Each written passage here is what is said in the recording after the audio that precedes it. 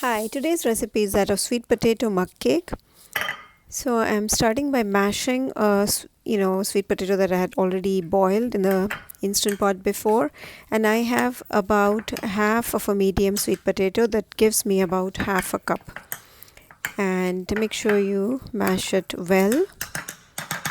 And next I'm going to add the flours.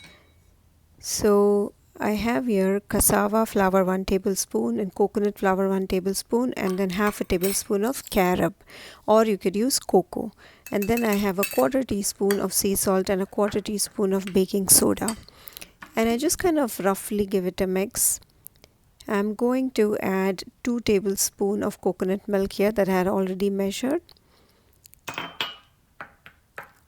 And you need to add a few other ingredients, and off it will go into the microwave. Now for the sweetener, I'm using maple syrup. You can also use coconut sugar.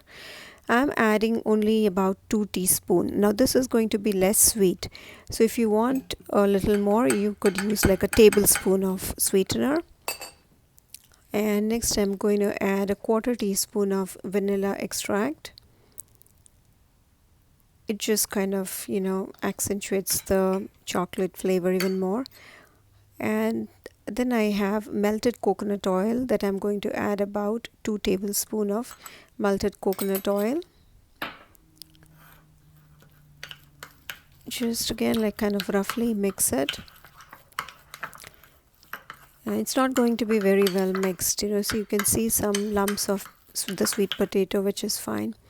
And now I'm going to add the apple cider vinegar, 1 teaspoon of apple cider vinegar towards the end, because that's going to activate the baking soda. So add that towards the end. And now see, as you can see, it's a little bit like dry kind of mixture, so I'm going to add a little water. I'm adding about 2 tablespoons is what I generally add, 1 tablespoon at a time.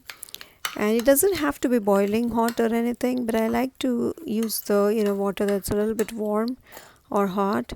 You can just heat it up in the microwave a little bit and then add I feel like it may enables the mixing better if you have the water warm. So there you go. See, I have like a wet mixture completely, but it is thick. And then just dump that into a cup or a mug. Now see, I have it about 3/4 full. Now this mixture is not going to kind of rise a lot. It's in fact not going to rise at all. Microwave for about 2 minutes on high. And there, I got it out. Now this is very hot. The cup is very hot, so be very careful.